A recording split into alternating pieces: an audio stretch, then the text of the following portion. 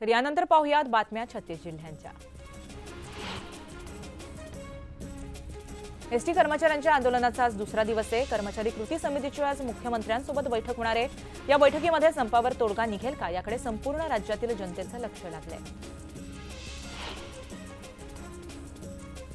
राज्य परिवहन महामंडळातील कर्मचाऱ्यांच्या प्रलंबित मागण्या मान्य न झाल्यानं एसटी कामगार संयुक्त कृती समितीनं बेमुदत धरणे आंदोलन सुरू केलं। याचा थेट फटका राज्यभरातील एसटी प्रवाशांना बसलाय। राज्यातील 251 आगारांपैकी 59 आगारं पूर्णतः बंद झाल्यानं एसटीची सेवा ही विस्कळीत झाली आहे। एसटी कर्मचाऱ्यांच्या आंदोलनाला बुलढाणा जिल्ह्यामध्ये मोठा प्रतिसाद मिळतोय। जिल्ह्यातून अनेक बसेस नियोजित स्थळी जाण्यासाठी सुटल्याच नसल्यामुळे अनेक प्रवासी बस स्थानकावरच अडकून पडले आहेत। जळगाव जिल्ह्यातील चोपडा आगारातील एसटी कर्मचारी संपावर गेले, त्यामुळे चोपडा बस स्थानकातील सर्व एसटी बसेस या बंद होत्या। त्याचा मोठा फटका हा प्रवाशांना बसला आहे।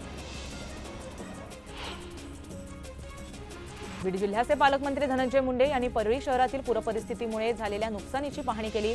पूरग्रस्त नागरिकांना भेटी देत चर्चा करून धनंजय मुंडे यांनी नागरिकांना दिलासा दिलाय। नुकसानीचे तात्काळ पंचनामे करण्याचे निर्देश त्यांनी प्रशासनाला दिले आहेत। राज्यात जुलै आणि ऑगस्ट महिन्यामध्ये झालेल्या अतिवृष्टीमुळे सुमारे 1.70 लाख हेक्टरवरील पिकाचं नुकसान झालंय। नुकसानीचा सर्वाधिक फटका हा विदर्भाला बसलाय। महाराष्ट्रातील दुष्काळी मराठवाड्यामध्ये गेल्या 2 दिवसापासून मुसळधार पावसानं थैमान घातलंय। हिंगोली, परभणी, जळगाव, नांदेड, बीड, लातूर आणि छत्रपती संभाजीनगर या शहरांना पावसाचा सर्वाधिक फटका बसलाय। रविवार आणि सोमवार या 2 दिवसांमध्ये परभणी जिल्ह्यामध्ये 138 मिलीमीटर एवढा पाऊस झाला।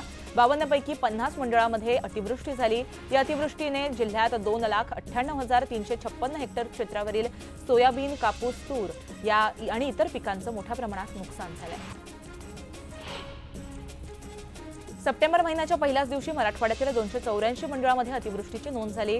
वार्षिक सरासरीच्या तुलनेमध्ये 100% पावसाची सरासरी पूर्ण झाल्यामुळे मराठवाड्यावरती आता ओल्या दुष्काळाचं संकट गडद झालंय।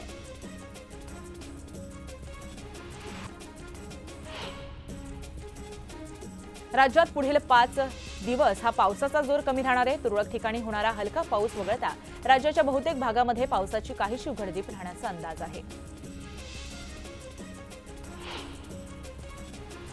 केरळमध्ये अलीकडे झालेली अतिवृष्टी, वायनाडमधील भूस्खलन यामुळे राज्यातून होणारी नारळाची आवक 50% घटली आहे। परिणामी नारळाच्या दरामध्ये शेकड्यामागे 100 ते 200 रुपये वाढ झाली आहे।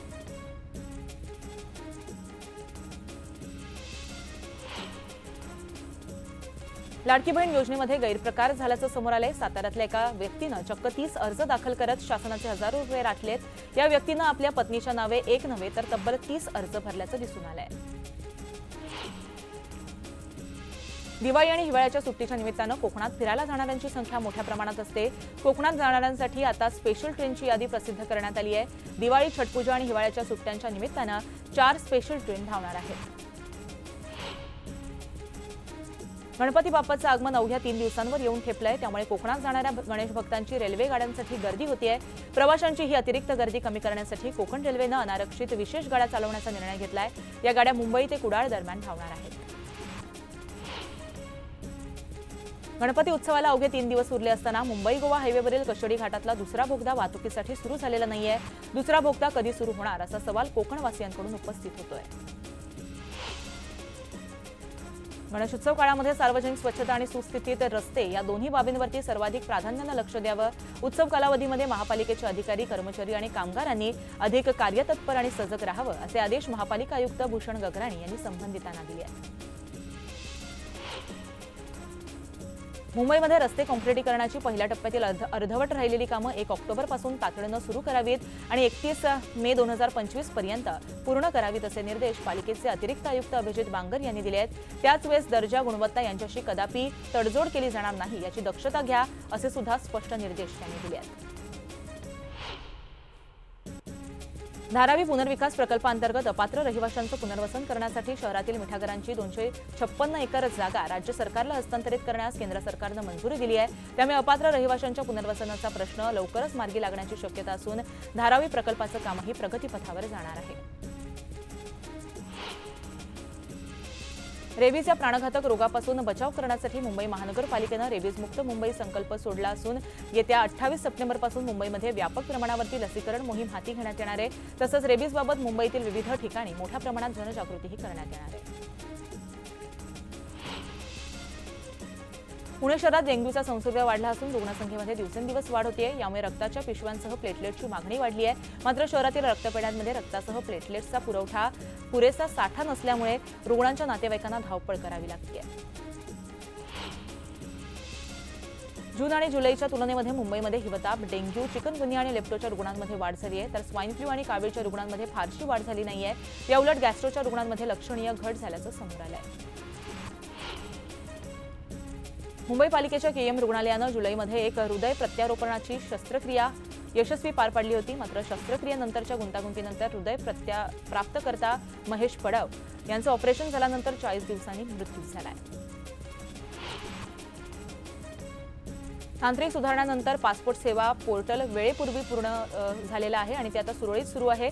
पासपोर्ट सेवा वेबसाईटवरती दिलेल्या माहितीनुसार सेवा पोर्टल आणि जीपीएसपीनं 1 सप्टेंबर 2024 रोजी सायंकाळी 7 वाजल्यापासून पोर्टल सेवा सुरू केली आहे।